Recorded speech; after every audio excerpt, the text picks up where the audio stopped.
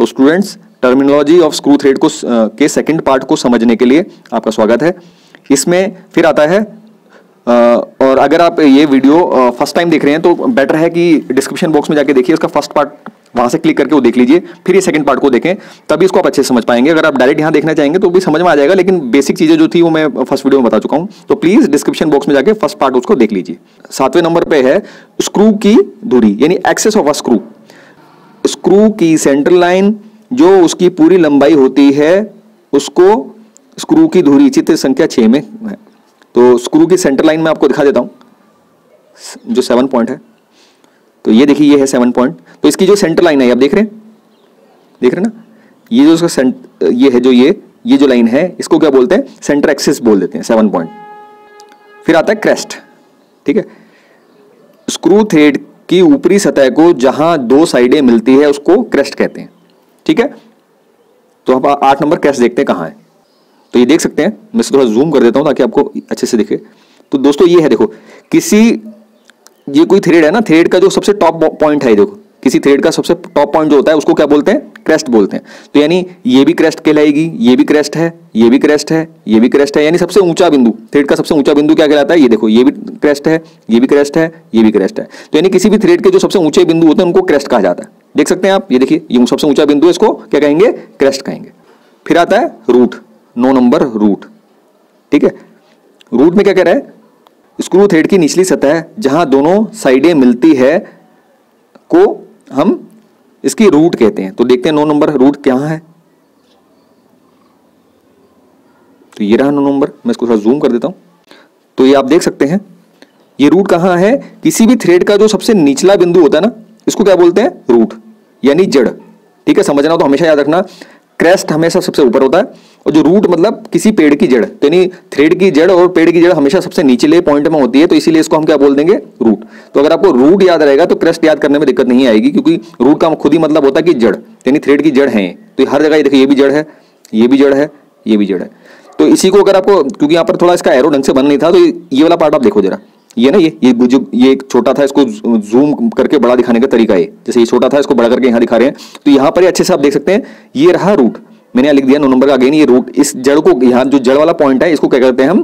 किसी भी थ्रेड का रूट।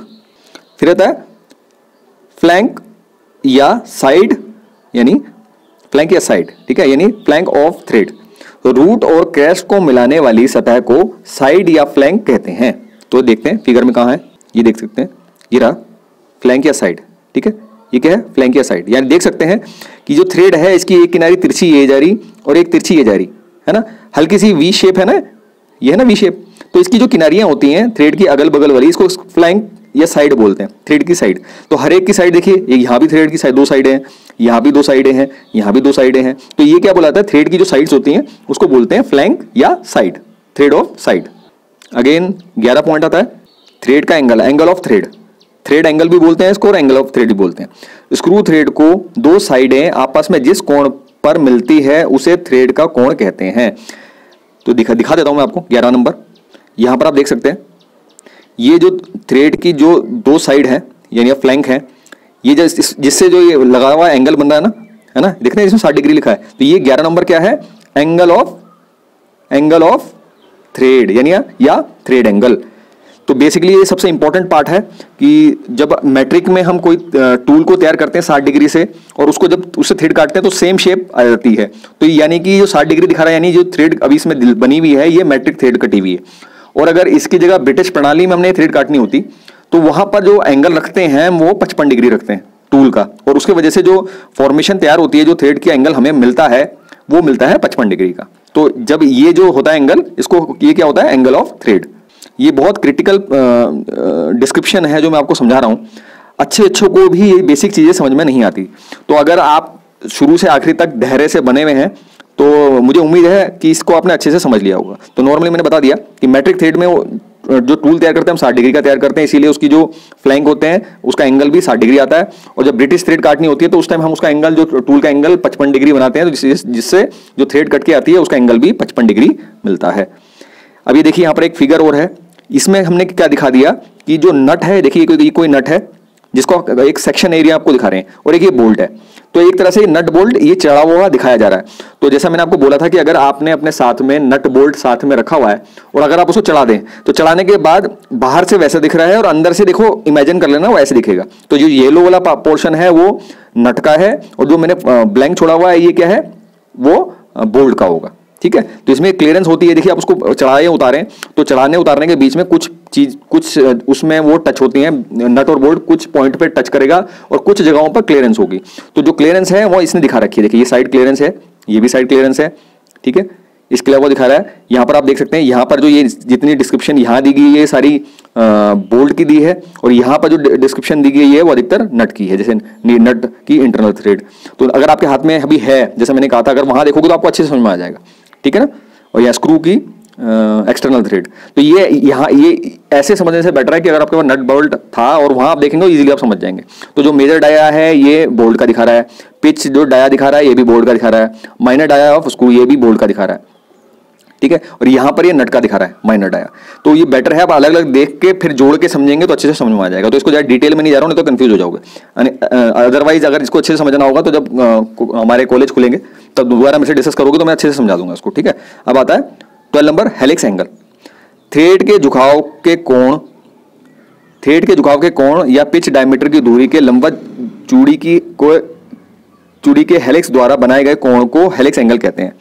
यानी ये होता है tan of helix angle is equal to lead of thread बटा पाई इंटू पिच डाया।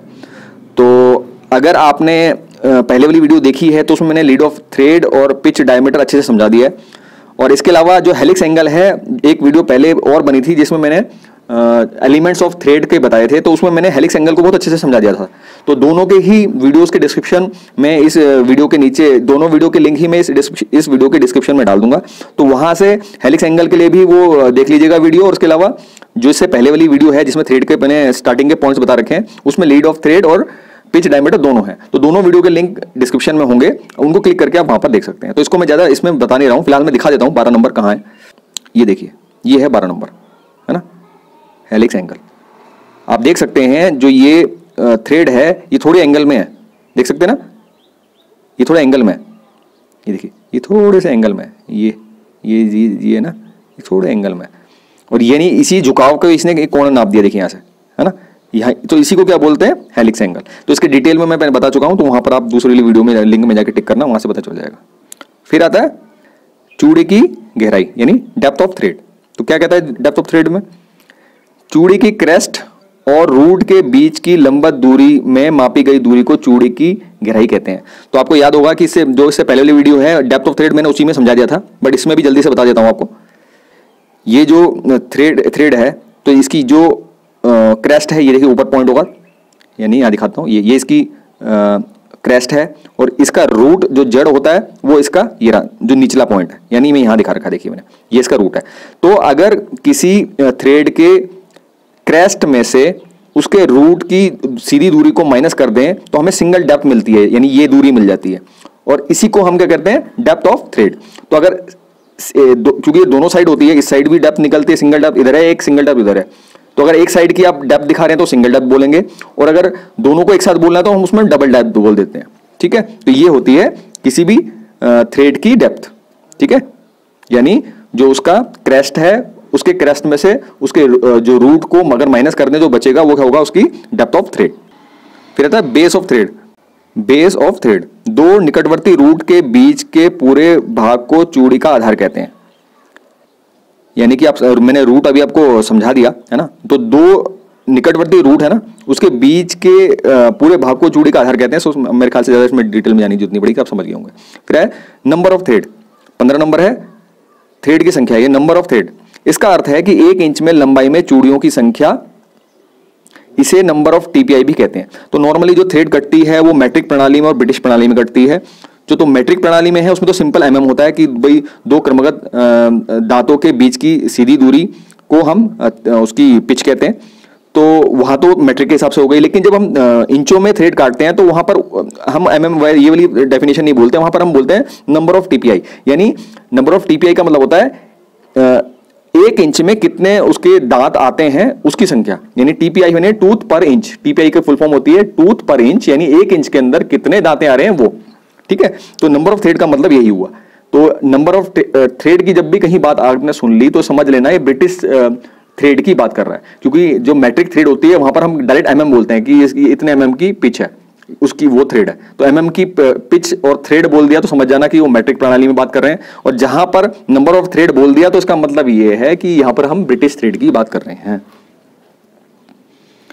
फिर है थिकनेस ऑफ थ्रेड।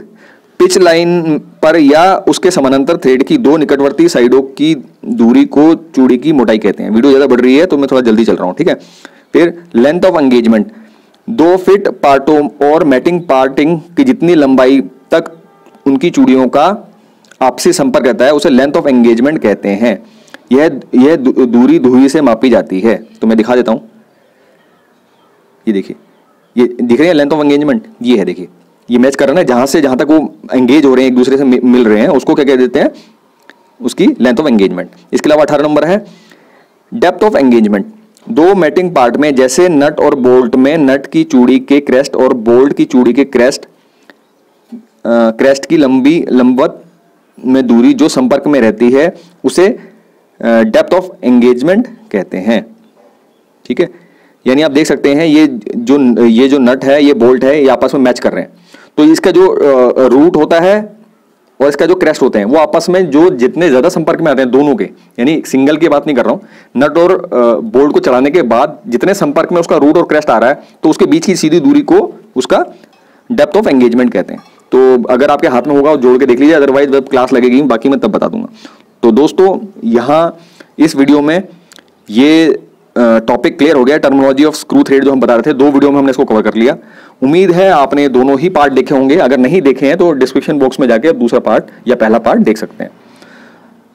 तो स्टूडेंट्स फिलहाल इस वीडियो में इतना ही, नेक्स्ट वीडियो में नेक्स्ट टॉपिक से आपसे फिर मुलाकात होगी। नमस्कार। और कोई डाउट, कोई क्वेश्चन रह गया हो तो कमेंट बॉक्स में आके बता दें, अदरवाइज व्हाट्सअप नंबर में जो मेरे स्टूडेंट हैं वो मेरे से किसी भी तरह का क्वेश्चन होगा तो पूछ सकते हैं।